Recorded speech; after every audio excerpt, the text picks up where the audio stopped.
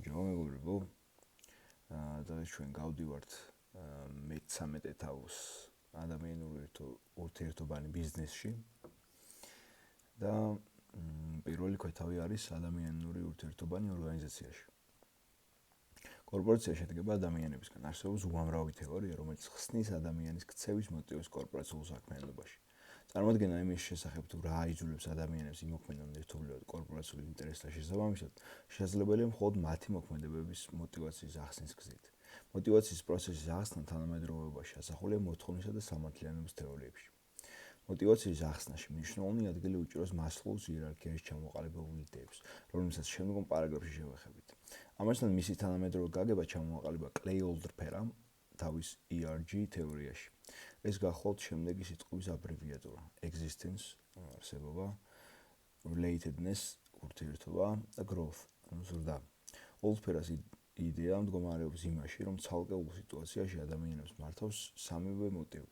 ოლდფერა ამტკიცებდა, რომ რადგანაც ადამიანებს ერთდროულად სხვადასხვა მოტივი მოქმედებს, ძნელი ხდება იმის გაგება ადამიანებს სამუშაო ადგილზე, რა ხდება მათი შრომის ძირითადი მოტივატორი. ოლდფერამ დაამტკიცა, რომ ძირითადი აქ არის მოთხოვნა და სამართლიანობა. სამართლიანობის თეორიის თანახმად ადამიანი არის საზოგადოებრივი არსება, რომელიც ყოველთვის, მათ შორის სამუშაო ადგილზე, ეძებს კონტაქტს სხვა ადამიანთან, სტიმულირებას. წარმოების ორგანიზაციის ნებისმიერი პროგრამა თავდება უშედეგოდ იმ შემთხვევაში, თუ თანამშრომელი გრძნობს მის მიმართ ჩადენილ უსამართლობას. აღნიშნულიდან გამომდინარე, მენეჯერებისათვის მთავარი არის არა მხოლოდ თანამშრომელთა მოტივები და მოთხოვნები, არამედ სამართლიანობის პრინციპების დაცვა. სამართლიანობასთან ერთად ორგანიზაციაში მნიშვნელოვანია უკონფლიქტო სიტუაციის შექმნა. უკონფლიქტო ორგანიზაციულ ატმოსფერო მის წარმატების საწინდარია. ამასაც ცნობილია, რომ ყველა ორგანიზაციაში არსებობს შინაგანი და გარეგანი კონფლიქტების საფრთხე. მიმწოდებლებთან, მომხმარებლებთან, აქციონერებთან. იმდენ რამდენიც კონფლიქტებს შეიძლება გააჩნდეს როგორც აღმშენებლობითი, ასევე დამანგრეველი ხასიათი. მნიშვნელოვანია ჩავწვეთ მათ ბუნებას და გადაჭრის გზებს. სამართლიანობა და უკონფლიქტო სიტუაცია არის ორგანიზაციაში ნორმალური მორალურ-ფსიქოლოგიური კლიმატის, ადამიანური უფლებების დაფუძნების საწინდარი. თუმცა ეს საკითხი გაცილებით რთულია და მოითხოვს უფრო რთულ გადააზრებას. მნიშვნელოვანია, რომ გავიგოთ ისიც, თუ რა იმალება კორპორაციაში ადამიანური ურთიერთობის ცნების ქვეშ. ადამიანური ურთიერთობის როგორც ტერმინის ქვეშ იგულისხმება ის ურთიერთკავშირი, რომელსაც ამყარებენ ადამიანები ბიზნესის წარმოების პროცესში. ბიზნესმენთა უმრავლესობა შესანიშნავად ესმის, თუ რაოდენ მნიშვნელოვანია სამართლიანი ადამიანური ურთიერთობანი ბიზნესში. ასე მაგალითად ტელეკომპანია IBM-ში დირექტორთა საბჭოს თავმჯდომარე პირადად იხილავს კომპანიის ყველა თანამშრომლის საჩევას თუ განცხადებას. ასეთი ატმოსფერო დადებითად მოქმედებს ადამიანურ ურთიერთობებს. გარდა მორალურ კმაყოფილებისა, რომელსაც მენეჯერები თავიანთ ხელქვეითებთან სამართლიანი დამოკიდებულების გამო ღებულობენ, ასეთი ურთიერთობანი პოზიტიურად მოქმედებენ შრომის ნაყოფიერების ამაღლებაზე. როგორ შეუძლია მენეჯერს შექმნას ნორმალური ადამიანური ურთიერთობების ატმოსფერო? აქ უმნიშვნელოვანესია სამი რამ: ხელმძღვანელის ურთიერთობის და მოტივაციის უნარი. ხელმძღვანელობის, ურთიერთობის და მოტივაციის უნარი. ხელმძღვანელობა ეს არის მენეჯერების უნარი მოახდინონ ადამიანების მობილიზება საერთო მიზნის მიღწევის პროცესში. ხელმძღვანელობის ტიპი განსაზღვრულია მიმდინარე მომენტის მოთხოვნით, ლიდერის პირადი თვისებებით და ორგანიზაციის კულტურით. მენეჯერი, რომელიც შრომობს თავის კოლექტივთან ერთად, აღწევს უფრო მეტ წარმატებას, ვიდრე ბოსი, რომელიც ხელმძღვანელობს დირექტივებით. მენეჯერმა უნდა გაითვალისწინოს განასხვავონ ერთმანეთისგან ხელმძღვანელობის სტილი, როდესაც ძალაუფლების გამოყენებით შეიძლება ვაიზვლოთ მუშაკი, შეშლილ სამუშაო, ან დავარწმუნოთ ის შეშლილს დაკისრებული მოვალეობანი. ნამდვილი მენეჯერი, რომელსაც შეუძლია დაეხმაროს ადამიანებს გამოავლინონ მათი პოტენციური შესაძლებლობანი, უფრო სწრაფად აღწევს თავის მიზანს, ზრდის შრომანაყოფიერებას და ფირმის მოგებას.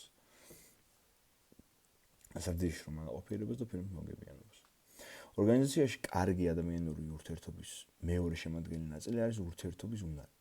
ერთმანეთთან აზრების გაცვლის მიწერ-მოწერის პროცესში დაბალი დონის მენეჯერები არა მარტო ერთმანეთში ცვლიან მნიშვნელოვან ინფორმაციას, არამედ ამყარებენ პირად კავშირებს. ამით ისინი ქმნიან ურთიერთობა და სქემებს. ეფექტიანი საქმიანი ურთიერთობა უნდა იყოს თავისუფალი და პირდაპირი, შეურჩიდგეს ამბიციებისა და ორპირობისაგან. ამასთან ერთად ხასიათდებოდეს თავაზიანობით, ახდენდეს ურთიერთპატივისცემის დემონსტრირებას, რაც მნიშვნელოვნად უწყობს ხელს ღია და ეფექტური კომუნიკაციური ურთიერთობის დამყარებას.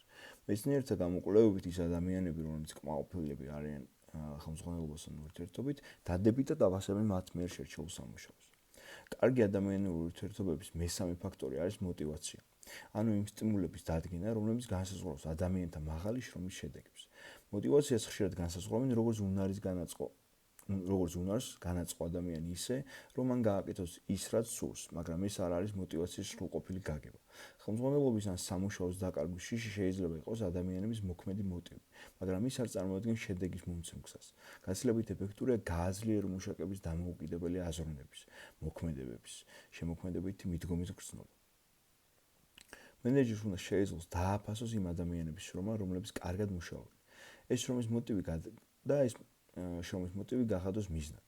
ის мотивაციური საშუალებები, რომლებიც ახდენენ მუშაკის წარმართვისა და დამოუკიდებელი ქცევის აქტივიზაციას, გაცილებით შედეგიანია ვიდრე ის საშუალებები, რომლებიც იგება იძულებისა და შიშის ფაქტორებს. სხვა სიტყვებით რომ ვთქვათ, გამოცილი და მცოდნეა ის ხელმძღვანელი, რომელსაც შესწოს უნარი გაუწევს ანგარიში მუშაკების ინდივიდუალურ მოთხოვნებს და არწმუნოს ისინი შრომის სწორი мотивაციის შედეგებში. мотивაციასთან მჭიდრო კავშირშია ისეთი ცნება, როგორც არის მუშაკების მორალური სული, რომელშიც მჟღავნდება ადამიანის დამოკიდებულება ორგანიზაციისა და სამუშაოსადმი. ის თუ როგორ გრძნობს ადამიანი თავს სამუშაოზე, მოქმედებს მის მორალურ მდგომარეობას. წარსულ წლებში მენეჯერებს მიეშათ, რომ შრომის ნაყოფიერება დამოკიდებულია სამუშაო პროცესის ობიექტურ პირობებს. ისეთებზე, როგორც არის რესურსები, კომპეტენტური თანამშრომლები, ეფექტიანი ორგანიზაციული სტრუქტურა, მკაფიო მიზნები და სხვა. დღეს უკვე მმართველობისთვის ნათელია, რომ ისეთი სუბიექტური პირობები, როგორიცაა სამართლიანობა, დამსახურების აღიარება, კოლექტივის საერთო ბიზნესში განსაზღვრული ადგილი არსებით ზეგავლენის ახდენს ორგანიზაციის საქმიანობას. ესე დავიწყოთ ეს. დღეს უკვე მმართველებისათვის ნათელია, რომ ისეთი სუბიექტური პირობები, როგორიცაა სამართლიანობა, დამსახურების აღიარება, კოლექტივის საერთო ბიზნესში განსაზღვრული ადგილი არსებით ზეგავლენის ახდენს ორგანიზაციის საქმიანობას. ოკეი. ის პრინციპები, რომლებიც ხელს უწყობენ ორგანიზაციაში მუშაკთა შრომის мотивაციის და ნაყოფიერების ამაღლებას, შემდეგი სახით წარმოგვიდგება. სამართლიანობა. ორგანიზაციაში კლიმატი არის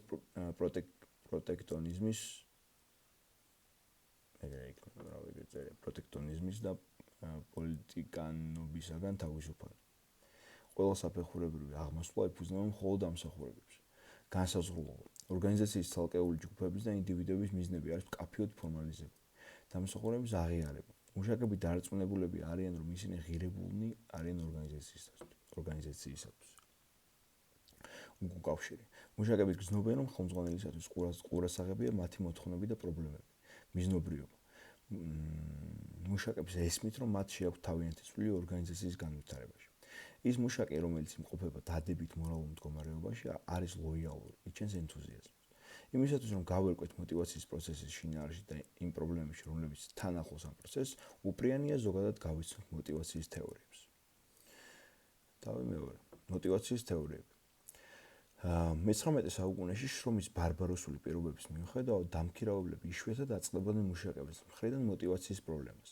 სიხარიბე და უმუშევრობა იმდენად მაღალი იყო, რომ ადამიანები თანხმდებოდნენ ნებისმიერ სამუშაოს.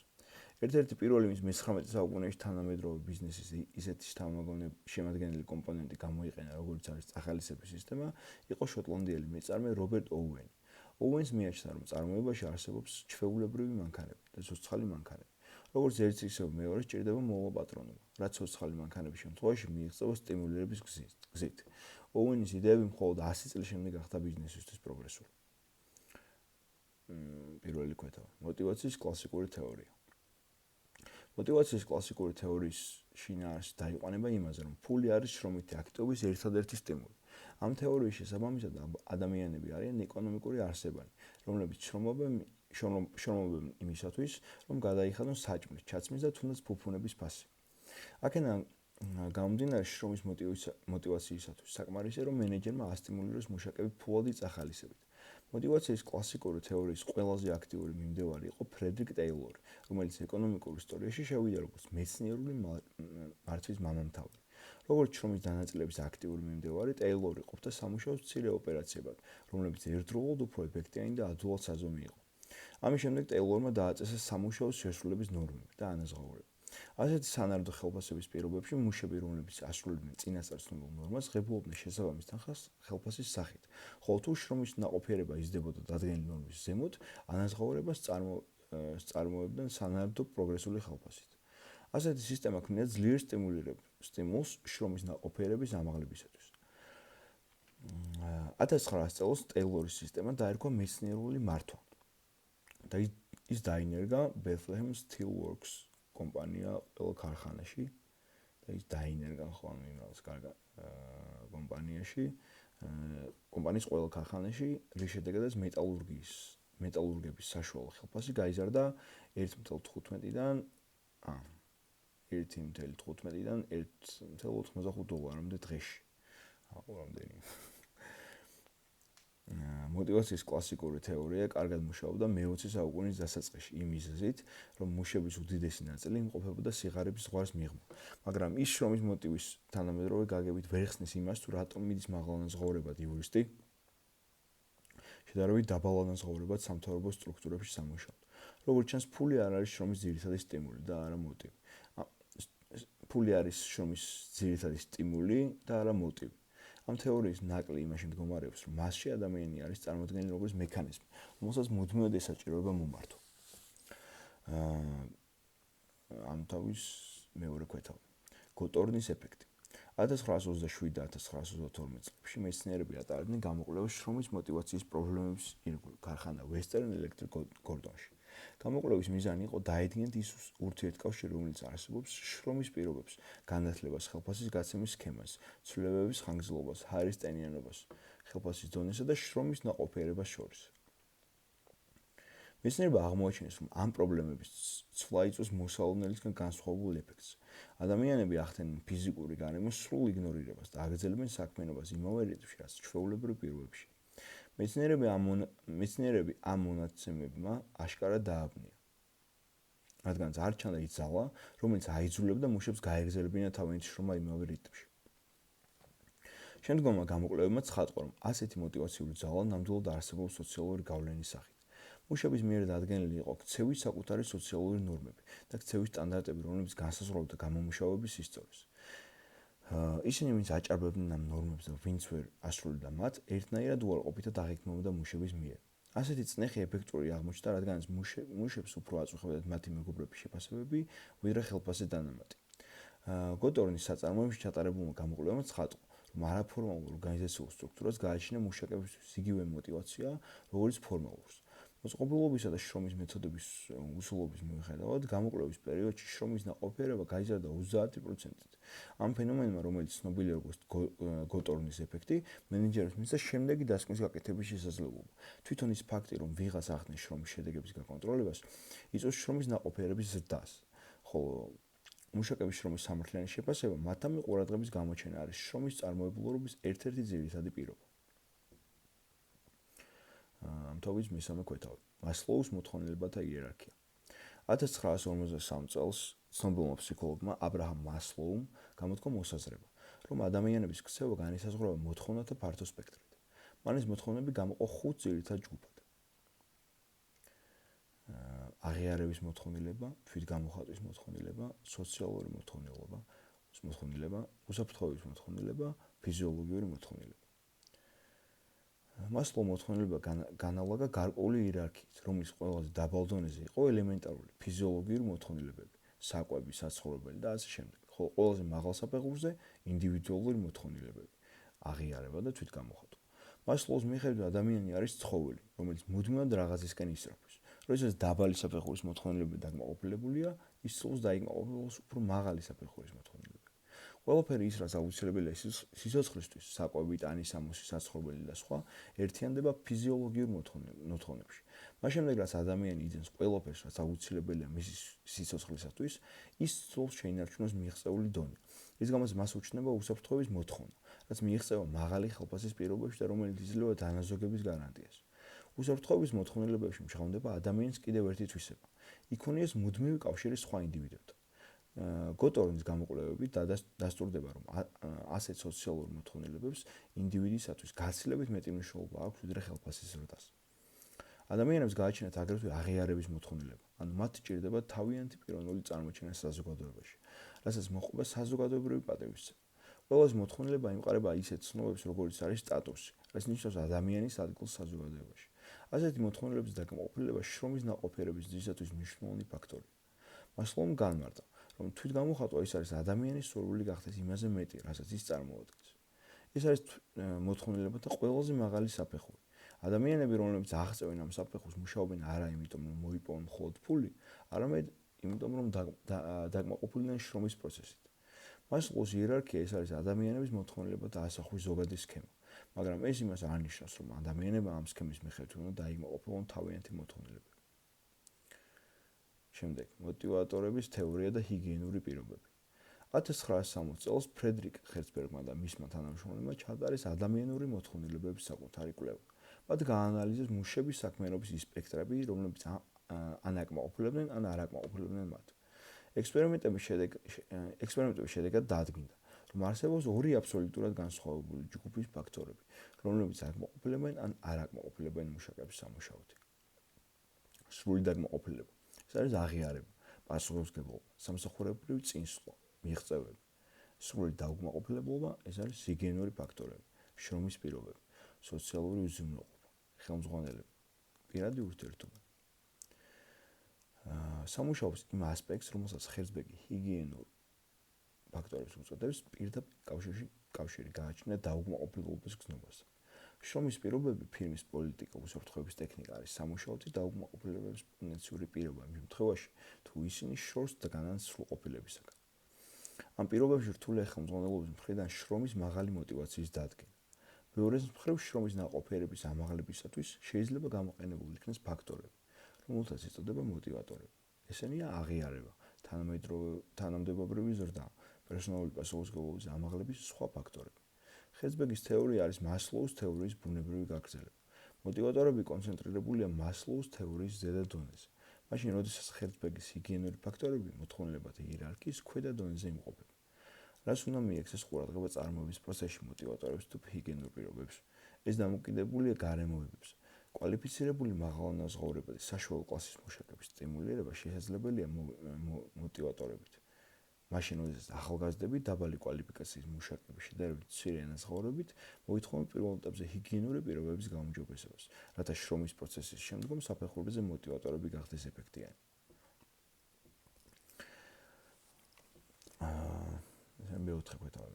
ოდინის თეორია. ოდინის თეორია, რომლის ზეგავლენა ბოლო წლებში იზრდება, შემუშავებულია დევიდ ნადლერის და ედვარდ დაულერის მიერ.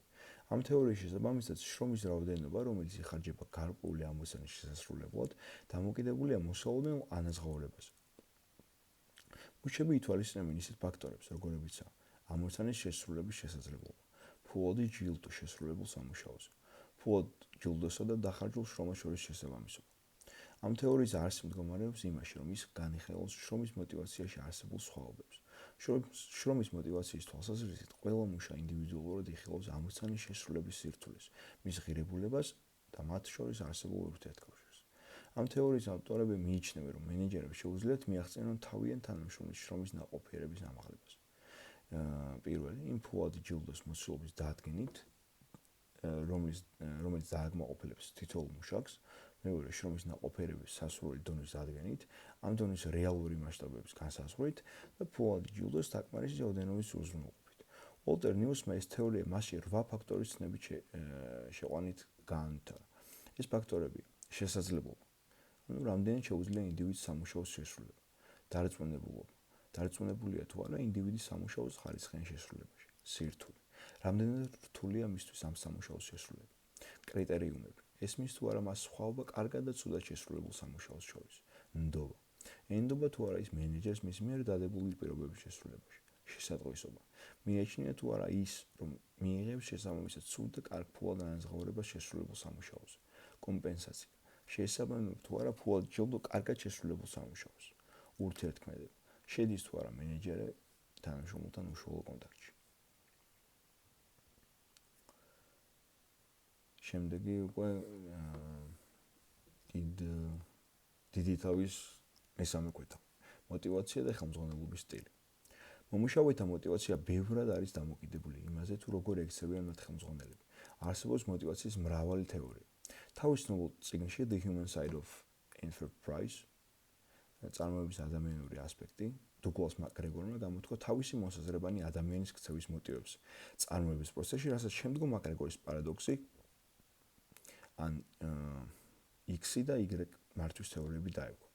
60-იან წლებში ფსიქოლოგმა დუგლას მაკგრეგორმა გაანალიზა ხელმძღვანელობის მსჯელობის საფუძვლებში არსებული პოსტულატები და მათ დაარქვა X თეორია. ეს პოსტულატებია: საშუალო ადამიანს როგორც წესი არ უყვარს სამუშაოს შესრულება. ამ მიზეზის გამო აუცილებელია საშუალო ადამიანის იძულება, კონტროლი, წარმართვა, დასჯა, რათა ის იყოს დაინტერესებული, რომ მოემსახუროს თავისი შრომით ორგანიზაციის მიზნებს. საშუალო ადამიანი აუცილებელია ვმართოთ. ის ცდილობს თავიდან აიცილოს პასუხისმგებლობა და იყოს უსაფრთხო. სხვა სიტყვებით რომ ვთქვათ, ის მენეჯერები, რომლებიც ორიენტირებული არიან X თეორიაზე, ფიქრობენ, რომ შრომის მოტივაციისათვის აუცილებელია შიშის ფაქტორის გამოყენება.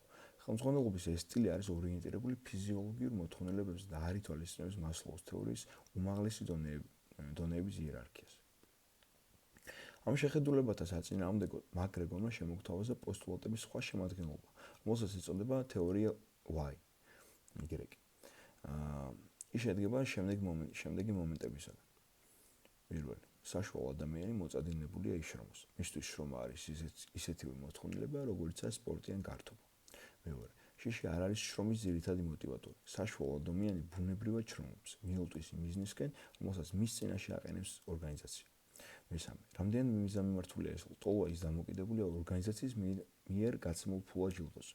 მეოთხე, ხელშემწყობი პირობების შემთხვევაში ადამიანი ეჩვევა არა მარტო პასუხისმგებლობის გაზიარებას, არამედ თვითონ მიელტვის მისკენ. მეხუთე, ადამიანებს შეუძლიათ გამოიყენონ ინტელექტი, შემოქმედებითი უნარი, წარმოსახვა იმ პრობლემის გადასაწყვეტად, რომლებიც არსებობს ორგანიზაციაში. მეექვსე, მრეწველობის განვითარების თანამედროვე ეტაპზე საშუალო ადამიანის ინტელექტუალური პოტენციალი გამოიყენება მხოლოდ ნაწილობრივ. ის მენეჯერები, რომლებიც იღებენ ორიენტაციას Y თეორიაზე, მიიჩნევენ, რომ ადამიანების სტიმულირება აუცილებელია. მათ უნდა მივცეთ თვითშემოქმედების თვითრეალიზაციის შესაძლებლობა. X თეორიის საფუძველში არის ის პოსტულატები, რომლებიც დაფუძნებულია ძალაუფლების ბერკეტების გამოყენებაზე. Y თეორია ორიენტაციას იღებს პროფესიულ ზრდასა და დამოუკიდებლობას. მაკგრეგორს მიაჩნია, რომ ზოგიერთ მუშაკს ნამდვილად სჭირდება ძლიერი ხელმძღვანელობა X თეორიის მიხედვით, მაგრამ არიან ისეთები, ვისაც გათავისებული აქვს თავიანთი სოციალური მოთხოვნები, აღიარების და თვითრეალიზაციის მოთხოვნა, ამიტომ ისინი ვერ იმუშაობენ კარგად X თეორიის მიხედვით. Z თეორია არის შემოთავაზებული კალიფორნიის უნივერსიტეტის პროფესორის უილიამ ოუიჩის მიერ და ის ასახავს ადამიანური ურთიერთობების განვითარების პერსპექტივას. Z თეორიის თანახმად ეფექტიანი მართვა უნდა მოიცავდეს ყველა დონის მუშაკებს, იხილოს მას, როგორც ერთ მთლიანს. ისინი უნდა შრომობდნენ ორგანიზაციის მიზნის მისაღწევად, როგორც ერთიანი მექანიზმი. Z თეორიის მიმდევარ მენეჯერებს მიაჩნდათ, რომ თუ ადამიანებს ახასიათებთ საზოგადოებრივი განცდა, ისინი ნამუსიანად და უფრო მეტი ენთუზიაზმით შრომობენ შედეგის მისაღწევად. Z თეორია ითვალისწინებს მასლოუს იერარქიის ქვედა დონეების დაკმაყოფილებას. ის ასევე იზიარებს იერარქიის საშუალო დონესაც, რადგანაც მასში წარმოდგენილია კოლექტივის შექმნის პროცესი. მასში ასახულია უმაღლესი დონის მოთხოვნილებებიც, რადგანაც გადაწყვეტილებათა მიღების ფასაში ნათლად ჩანს ადამიანების პასუხისმგებლობა. Z თეორიას ხშირად უწოდებენ იაპონურ მართვას, რადგანაც მართალია ის გამოიყენება ამერიკულ კომპანიებში, მაგრამ მასობრივად არის დანერგილი იაპონურ ფირმებში. იაპონურ ფირმებში ყველა მუშაკი იღებს მონაწილეობას ფილმის გადაწყვეტილებათა მიღების პროცესში და ისინი პერიოდულად ცვლიან თავიანთ უფლებულ მოვალეობებს, რაც თავიდან აცილებს მათ ვიწრო სპეციალიზაციას და მკაცრ ორგანიზაციულ სტრუქტურას.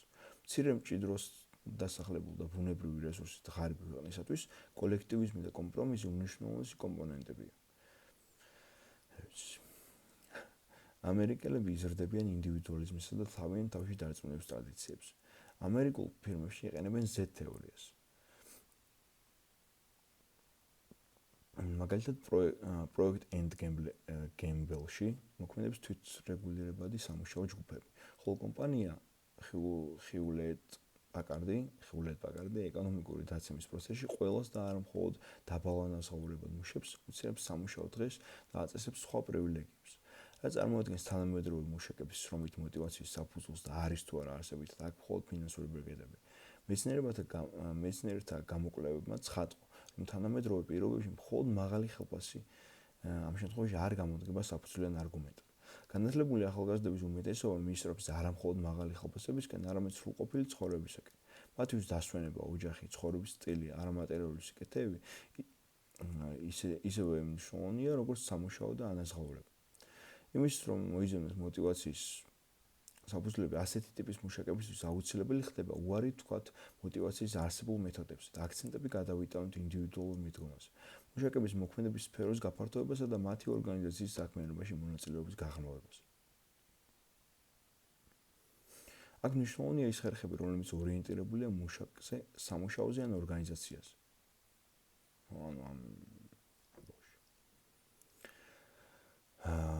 გადავიდეთ მეოთხე დიდ ქვეთავზე.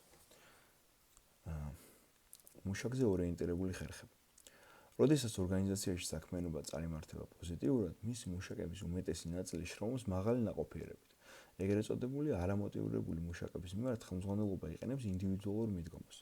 იმისათვის, რომ ხელი შეუწყოთ მუშაკების შრომის მოტივაციას, ამ პოტენციალის გამოვლენის მიზნით გამოიყენება რამდენიმე მეთოდი. ესენია მიზნის დასახვა, ქცევის მოდიფიკაცია და გადამზადება. ზოგიერთი მუშაკი შეიძლება ვასტიმულიროთ მკაფიო და მიღწევადი მიზნების დასმით. მენეჯერები აღწევენ წარმატებას მხოლოდ იმ შემთხვევაში, თუ იციან რისგან შედგება ეს წარმატება. იგივე პრინციპები მოქმედებს სხვა მუშაკების მიმართ. კომპანია ნუკორში პრაქტიკულად გამოიყენება მიზნის შემდეგნაირი დასმა. იმ მუშაკების მიმართ, რომლებიც აჭარბებენ გამომუშავების ნორმებს, გაიცემა პრემიები. ინდივიდების მიზნები განსხვავებულია ორგანიზაციის მიზნებისგან იმდენად, რამდენადაც მათი მიზნები არის ვიწრო. ამ მიზნების რაოდენობა არის რაოდენობრივად უფრო მცირე, ისინი გაითვალისწინებათ დროის უფრო მცირე ინტერვალზე და მათში აისახება მეტი რისკი და განუსაზღვრელობა. მოტივაციის საშუალებით მიზნის დასმის მეთოდი არის მდგომარეობს იმაში, რომ მუშაკებს ეძლევა თავიანთი ამოცანების დამოუკიდებლად დადგენის შესაძლებლობა. თუ ეს ამოცანები თავს მოხმულია ზემოდან, მუშაკები მიიჩნევენ, რომ ვიღაც ახდენს მათ მანიპულირებას. უფრო ეფექტიანია, როდესაც მუშაკებს ეძლევათ ორგანიზაციის მიზნებიდან გამომდინარე საკუთარი ამოცანების განსაზღვრის შესაძლებლობა. ქცევის მოდიფიკაციის საფუძველში მდგომის იდეა არის მარტივი. აუცილებელია მოახდინოს სასურველი ქმედების წახალისება და პირიქით. გამოკვლევებმა ცხადყო, რომ ქება და აღიარება უფრო დადებითად მოქმედებს სასურველი შედეგის მიღწევას, ვიდრე შრომის შედეგების დადგომა, გამოხატული დაცინებით, სარკაზმით, საყვედურობით თუ სხვა ფორმით. ქება, როგორც ქცევის მოდიფიკაციის ყველაზე მარტივი ფორმა, ბევრ თანამედროვე ფირმაში გამოიყენება. ასე მაგალითად, კომპანია Emery Air Freightმა თავის მიმდინარე მიზნად დასვა კლიენტის შეკვეთის შესრულება 90 წუთში. ყველა თანამშრომელს მიეცათ მითითება ჩაიწერა თუ რა დროს ანდევნებდნენ ისინი შეკვეთის შესრულებას. იმ შემთხვევაში, თუ მუშაკები ასრულებდნენ შეკვეთის განსაზღვრულ დროში, ისინი იმსახურებდნენ ქებას ხელმძღვანელობისაგან, ხოლო ისინი, ვინც ვერ ასრულებდნენ სამუშაოს ამ დროში, ასევე იმსახურებდნენ შექებას ჩანაწერის პატიოსნა წარმოებისათვის, ხოლო შემდგომ მათ ახსენებდნენ, რომ კომპანიის მიზანი იყო 90 წუთში შეკვეთის შესრულება. მას შემდეგ, რაც ასეთი უკავშირი დაინერგა, სულ რამოდენიმე დღეში კომპანიის თანამშრომელთა 90% აღწევდა წარმატებას კომპანიის ამოცანების რეალიზებაში. ახალი ორლეანის უნივერსიტეტის პროფესორის მართვის დარგში სპეციალისტი მოლე ბეუფის აზრით წახალისებათა მთავარ მოტივატორებს წარმოადგენს გააზრებული გადაწყვეტილების წახალისება, საკუთარ თავზე რისკის აღების წახალისება, შემოქმედებითი მიდგომის წახალისება, შემტევითი საქმიანობის წახალისება, წინასწარ გააზრებული საქმიანობის და არადაძაბული შრომის წახალისება, გამარტივებისა და არაგართულების წახალისება, გაწონასწორებული პროდუქტიულად მომუშავე და არაიმპულსური თანამშრომლების წახალისება, ხარისხიანი და არასწრაფად შესრულებადი სამუშაოს წახალისება, კომპანიის მიმართ ლოიალურობის წახალისება. ფირმები იყენებენ წახალისების მრავალ ფორმას, რომელთა შორის უნდა გამოყვოთ ჩაჩუქრები, ერთობლივი სადილები, ჯილდოები, მედლები, მილვინებები და აღიარების სხვა ფორმები. მაგალითად, კომპანია Omni Hotels-ი მადლობას უცხლებს იმ თანამშრომლებს, რომლებიც ეწევიან მომსახურებას იმ სფეროებში, რომლებიც იცილდება მათ სამსახურებრივ მოვალეობებს. რამდენიმე მადლობის შემდეგ თანამშრომლები იღებენ სპეციალურ მედლებს, ფულად ჯილდოს, მოწვევა სადღესასწაულო მიღებებზე და სხვა. თანამედროვეობის ერთ-ერთი ძირითადი პრობლემა არის სამუშაოს დაკარგვის შიში. ამ მიზეზის გამო ადამიანები, რომლებიც იმყოფებიან ამ ფაქტორის ზეგავლენის ქვეშ, სუსტად არიან დაინტერესებული სამუშაოს შედეგებში. იმისთვის, რომ გადავწყვეტოთ თანამშრომლების შემცირებასთან ან მათ განთავისუფლებასთან დაკავშირებული პრობლემები, არსებობს მრავალი მიდგომა.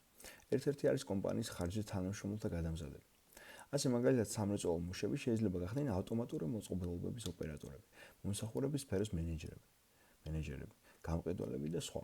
მიუხედავად იმისა, რომ ადამიანების უმრავლესობა მიიჩნევს, რომ საქმიანობის შესვლა რთული პროცესია, მათი უმეტესობა დადებითად აფასებს ამ ცვლილებებს, რადგანაც ისინი კომპანიის და საზოგადოებისთვის არიან სასარგებლო. მათ მცირე დროით მიუყვევს შრომის ნაყოფიერების შემცირებამდე, თუმცა საბოლოო ჯამში მუშაკებს კვლავაც უჩნდება სტიმულები და ისინი მნიშვნელოვნად ზრდიან შრომის შედეგებს. მეხუთე კვეთავა. სამუშაოზე ორიენტირებული ხერხები. იმ შემთხვევაში, თუ გარკვეულ სამუშაო ადგილებზე დასაქმებული მუშაკების დიდი რაოდენობა განიცდის მოტივაციასთან დაკავშირებულ პრობლემებს, მიზეზები უნდა ვეძებოთ თვით სამუშაოს ხასიათში.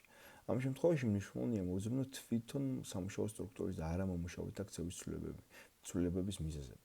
ეს ნიშნავს იმას, რომ თუ უნდა შევარდნილოთ ხელმძღვანელობის ავტორიტარული სტილი და მივცეთ მუშაკებს იმის შესაძლებლობა, რომ მათ ჩათვალონ თავის საერთო გუნდის წევრებად, გარდა აღნიშნულის შესაძლებელია გამოვიყენოთ ისეთი თანამედროვე მეთოდებით, როგორიცაა სამუშაო ადგილების სრულყოფა, მომუშავეთა ფუნქციონირების სფეროს გაფართოება, სამუშაოს დრეკადი გრაფიკი, ტელეკომუნიკაცია, საშინაო ოფისები, სამუშაო დღის შემცირება, ფუნქციონალური დატვირთვის დაყოფა და სხვა. მიუხედავად იმისა, რომ მე-20 საუკუნის დასაწყისში სპეციალიზაციის გადამჭრელი მნიშვნელობა გააჩნდა, დღეს ის არ არის იმდენად ეფექტიანი. უპირველეს ყოვლისა დღეისათვის ის ნაკლებად აკმაყოფილებს იმ ადამიანებს, რომლებიც უფრო განათლებულნი არიან, ვიდრე მათი ხელმძღვანელები, რის გამოც ისინი მენეჯერებზე უფრო კარგად იცნობენ საქმის ტექნიკურ მხარეს. გარდა ამისა, ის ტექნოლოგიური ოპერაციები, რომელსაც წინათ მუშაკები ასრულებდნენ, დღეს სრულდება მანქანებით. ამ ცვლილების გამო კომპანიები ცდილობენ შრომის ნაყოფიერების ამაღლებას მისი ორგანიზაციის ახალი მეთოდების დანერგვით. ასეთი რეორგანიზაციის ერთ-ერთი სახეობა არის მომუშავეთა მოქმედებების სფეროს გაფართოება. სამუშაო ხდება უფრო ვიწრო სპეციალიზებული, ხოლო მუშაკებს ეძლევათ სულ უფრო მნიშვნელოვანი და საპასუხისმგებლო ამოცანების გადაწყვეტის შესაძლებლობა. მაგალითად, კადილაკის ტიპის ავტომანქანების წარმოებაში დაინერგა ახალი პროფესიების ათვისების სისტემა, რის პროპორციულად იზრდებოდა მუშების ხელფასი. ამ სუნას მუშები ავლიდნენ წარმოების ტექნოლოგიური სრულყოფის საკითხებისადმი, მის ყოველდღიურ შეკრებებში. მეტალურგიული წარმოების კომპანია ბეთლეხემ სტილის ქარხნებში გამოყენებული იქნა სხვა მეთოდიკა. ხაზობრივი ოპერატორები იგზავნებოდნენ პროდუქციის ნიმუშების ყიდველებთან, რათა უკეთ გაიგო თუ რა იყო ამ პროდუქციაში გასაუმჯობესებელი. შრომითი რესურსების სტრუქტურის ცვლასთან ერთად შეიცვალა მათი ცხოვრების წესი და მოთხოვნილებები. მაგალითად, მომუშავე მშობლებისათვის პრობლემური გახდა ბავშვების სკოლაში დროზე მიყვანა. ადამიანებს სჭირდებოდათ სულ უფრო მეტი სახსრები ავტომანქანების ან ბინის საკითხი. აქედან გამომდინარე, იმ ადამიანებისათვის, რომლებიც განიცდიან დროის დეფიციტს, სულ უფრო მისაღები გახდა სამუშაოს დრეკადი გრაფიკი. იმის მაგივრად, რომ 8 საათიანი სამუშაო კვირაში 5 დღეში ასრულონ, კომპანიები აწესებენ სამუშაოს დღის 2 საათამდე, ხოლო 2-ის შემდეგ ნებისმიერ დროს თანამშრომლის მოთხოვნების გათვალისწინებით.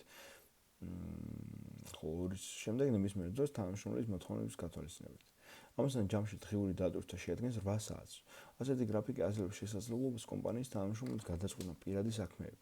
მაშინ, როდესაც მათ მიერ ეს პრობლემა გადაწყვეტილია, ისინი შრომობენ უფრო მაღალი ნაყოფიერებით. სამუშაოს შესრულებისთვის კონტროლი და არა კონტროლი ზემოდან არის შრომითი პროცესის ხარისხის ამაღლების შესრულების დამატებითი მოტივატორი. გამოკითხონ ცხადყო, რომ მომუშავეთა 78% უპირატესობას ანიჭებს შრომის დრეკად გრაფიკს. 259 მსხვილი ფირმიდან 42% გამოკითხვის ამ შედეგების გათვალისწინებით შემოიღო შრომის დრეკადი გრაფიკების სისტემა. დრეკადი გრაფიკი, როგორც წესი, მისაღებია საოფისე ფირმებისათვის და არა იმ საწარმოებისთვის, რომელთა მუშაობის გრაფიკი განრიგი დამოკიდებულია ტექნოლოგიური პროცესების სპეციფიკაზე. დრეკად გრაფიკებს გააჩნია ნაკლოვანებიც. პირველი, ხელმძღვანელებს იქმნებათ მართვის პრობლემები, გართულებულია სამუშაოზე მოსვლის კონტროლიც. მეორე, ძალიან კოლექტივში იქნება კლიმატი, როდესაც ასეთი კატეგორიების მუშაკების მიმართ სხვა თანამშრომელთა მხრიდან იგრძნობა ანტაგონისტური განწყობა. თანამედროვე ქალაქებში ერთ-ერთი მნიშვნელოვანი პრობლემას წარმოადგენს დროის პრობლემა. დროის ეკონომიკის მიზნით თანამედროვე კომპანიები ნერგავენ ტელეკომუნიკაციის სისტემას. უკანასკნელის არსი მდგომარეობს იმაში, რომ მუშაკი საქმიანობს სახლში, ხოლო ცენტრალურ ოფისთან აქვს მუდმივი კავშირი ინტერნეტის მეშვეობით. ტელეკომუნიკაციას აქვს მრავალი პოზიტიური მხარე. ერთ-ერთი მუშაკების შრომის ნაყოფიერება იზრდება 15-20%. მცირდება დანახარჯები ოფისის შენახვაზე. შესაძლებელი ხდება ინვალიდების შრომის გამოყენება. ადამიანები დადებითად აფასებენ ამ ურთიერთობის ფორმას, რადგანაც მათ ეძლევათ შესაძლებლობა დაზოგონ ტრანსპორტის დანახარჯები. მოახდინონ მათთვის სასურველი სამუშაოს გრაფიკის დადგენა. ამასთან ურთიერთობის ეს ფორმა არის ძვირადღირებული. ის მოითხოვს შესაბამის ტექნიკას, ფაქსებს, პრინტერებს, კომპიუტერებს და სხვა. უეჭველია, რომ ის გავრცელდება გარკვეული სპეციფიკის მქონე სამუშაოების გართულებულია ნამუშევარი დროის აღრიცხვა. როდესაც წარმოიქმნება შეუსაბამობა მთლიან შესასრულებელ სამუშაოს მოსულობასა და იმ სამუშაოს შორის, რომელიც უნდა შეასრულოს კონკრეტულმა მუშაკმა, ორგანიზაციაში მორალური კლიმატის გაუმჯობესება მიიღწევა ორი გზით: სამუშაო დღის შემცირებით და ფუნქციონალური დატვირთვის გაყოფით. პირველი გზა უპირატესად გამოიყენება ეკონომიკური დაცემის პროცესში. იმისათვის, რომ თავიდან აიცილოს მომუშავეების მასობრივი განთავისუფლება, კომპანია ამცირებს სამუშაოს ხანგრძლივობას და შესაბამისად ხელფასს. ფუნქციონალური გაყოფა აძლევს ორ მოსამსახურეს ერთ სამუშაო ადგილზე მუშაობის დროს შესაბამისად ხელფასისა და პრემიის განაწილების შესაძლებლობას.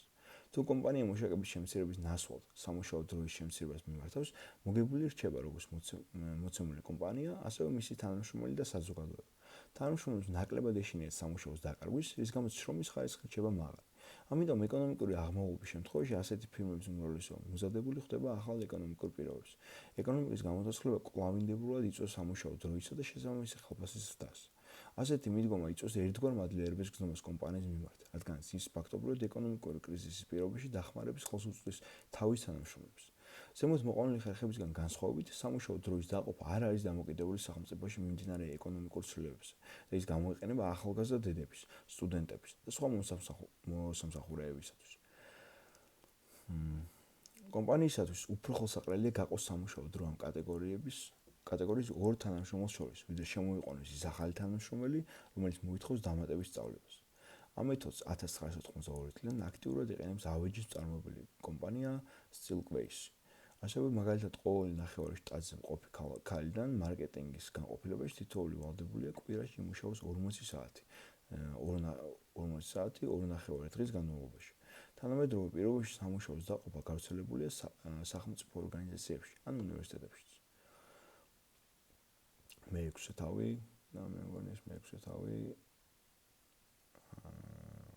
მეექვსე თავი არის ბოლო.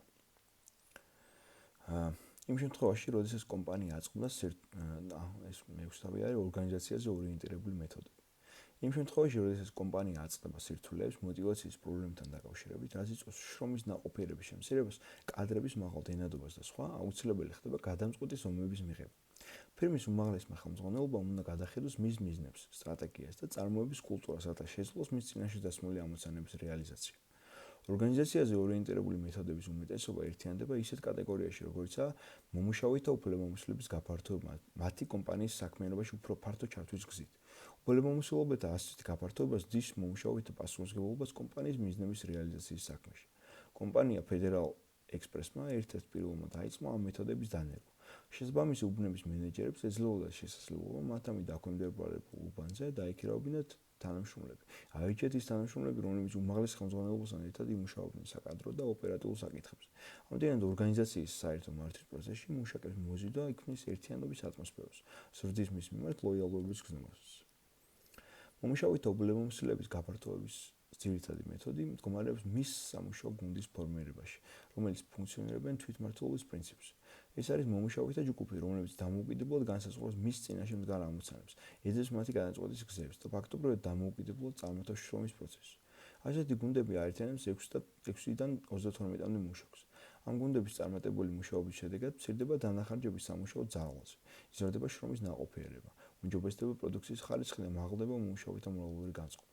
სამუშაო გუნდის იდეაა არაეფექტიანია იმ შემთხვევაში, თუ ის არ იქნება გამაგრებული შესაბამისი ხელფასის ფორმებით და შრომის ორგანიზაციის ახალი მეთოდებით. ერთ-ერთი მათგანი არის მიზნის მიღწევაში მონაწილეობის მეთოდი. მისი არსი მდგომარეობს იმაში, რომ ხელფასის დონე დამოკიდებულია გუნდის მუშაობის შედეგებზე. მრავალი წლის უკან ბ.უ. ტაკნენმა დაახასიათა ჯგუფის შექმნის 5 სტადია: ფორმირება, შეჩვევა, ქცევის ნორმების დადგენა, დავალებათა შესრულება და დაშლა. თუ ჯგუფმა ყველა ეს სტადია წარმატებულად და უპრობლემოდ გაიარა, ის წარმატებული ჯგუფია, მაგრამ როგორც წესი ეს ასე არ ხდება. ჯგუფში უკვე შეჩვევის სტადიაზე ჯგუფის წევრებს შორის როგორც წესი იწყება ბრძოლა პირველობისათვის, საკუთარი იდეებისა და საკუთარი მართვის სტილის დამკვიდრების მიზნით. წარმატებულია ის ჯგუფი, რომელიც ადგენს საერთო ქცევის ნორმებს. მიუხედავად იმისა, რომ ყველა ჯგუფი ვერ გადის ამ სტადიებს, მათი გაგება მნიშვნელოვანია ჯგუფის წარუმატებლობის კვლევის პროცესში. ჯგუფსა და გუნდს შორის განსხვავება სემანტიურია, რადგანაც გუნდის იდეა არის მიზანმიმართულად გამარჯვებაზე. თავის ფუნდამენტურ შრომაში The Wisdom of Teams გუნდების სიბრძნე, იან კანცებახმა და დუგლას სმიტმა, ასე დაახასიათეს ის 4 ძირითადი მახასიათებელი, რომლებიც უმნიშვნელოვანესია გუნდებისათვის. რთული და მასშტაბური ამოცანების არსებობა გუნდს უფრო ენერგიულს და მიზანსწრაფულს ხდის. ამდენად გუნდების მუშაობისათვის მთავარი არის არაემოციური კომფორტი და კეთილგანწყობა, არამედ მიზანი. მეორე, იმისათვის რომ გუნდი იყოს პროდუქტიული, ხელმძღვანელობამ უნდა ასტიმულიროს შრომითი მორალი და არა სასათბურე პირობები. მესამე, ინდივიდუალიზმი არ არის გუნდის მუშაობის შემოფერხებელი ფაქტორი. ამდენად გუნდები არ არის ბიუროკრატიული კომიტეტი, არამედ ცალკეული მუშაკების ერთობა. და მეოთხე, დისციპლინა არის წარმატების საწინდარი. ფინანსური სტიმულირების სხვა მეთოდი მდგომარეობს აქციების ნაწილის მიყიდვაში. ამ პროგრამის ეგრეთ წოდებული მუშათა აქციების მიზნის აქციების მიზანი მდგომარეობს იმაში, რომ მოხდეს შრომის შედეგების და ანაზღაურების შრომის პირდაპირ დადგენა. რიგ შემთხვევაში კომპანიის ხელმძღვანელები უფრო შორს მიდიან და თავიანთ მუშაკებს აძლევენ იმის უფლებას, რომ ისინი გახდნენ კომპანიის თანამფლობელები. ასე მაგალითად ფირმა Manro, რომელიც აწარმოებს საკანცელერიო ნაწარმს, წარმოადგენს მუშაკების საკუთრებას. კოლექტივის თითოეული წევრი აკონტროლებს გაყიდვის მოცულობას. ამონაგებს ინფორმაცია ფირმაში არის საჯარო და გამჭვირვალე. ფირმის მუშაკებს გათავისებული აქვთ ყველაზე ეფექტური მოტივაციური სტრატეგია, მოგების დამოკიდებულება საკუთარი შრომის შედეგებზე.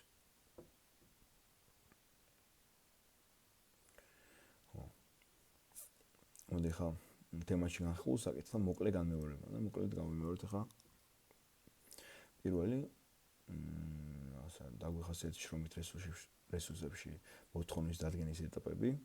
შრომით რესურსებში მოთხოვნის დადგენის ეტაპებია ამ დარგში ბიზნეს გეგმის შედგენა, მოთხოვნის პროგნოზირება, პროფესიული ფუნქციის ანალიზი და აქირეობის პროცესი. მასლოუს თეორიის მოთხოვნილებათა 5 დონე არის ფიზიოლოგიური მოთხოვნილებები. ისინი არის ძირითადად ადამიანებისათვის და ნაკლებ მოტივაციურ ზემოქმედებას ახდენენ თანამედროვე მუშაკებზე. უსაფრთხოების მოთხოვნილება, რომელიც ყოფილდება გარანტირებული დასაქმებითა და საპენსიო პროგრამით, სოციალურ მოთხოვნილება, რომელიც არის ადამიანთა არაფორმალურ გაერთიანებაში საქმიანობის მოტივატორი, და აღიარების მოთხოვნილება, რომელიც დაკავშირებულია პირადი ღირსების გზნობასთან. რა ფაქტორები ზემოქმედებს მუშაკების მოტივაციაზე ხერცბეგის თეორიის მიხედვით. ესენია ჰიგიენური ფაქტორები, კომპანიის პოლიტიკა, შრომის პირობები, დასაქმების გარანტია და ახდენს მოტივაციაზე უარყოფის ზეგავლენას მაშინ, როდესაც ისინი არადაკმაყოფილებელია. მოტივატორები, როდესაც თანამდებობრივი ზრდა არის, აღიარება, პასუხისმგებლობა, ზემოქმედებენ დადებითად შრომის ნაყოფიერებას.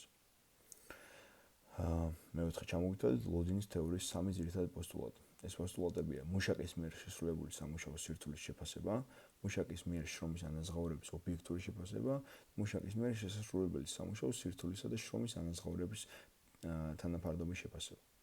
დაგვიხსენეთ ის სხვაობა, რომელიც არსებობს X, Y და Z თეორიებს შორის.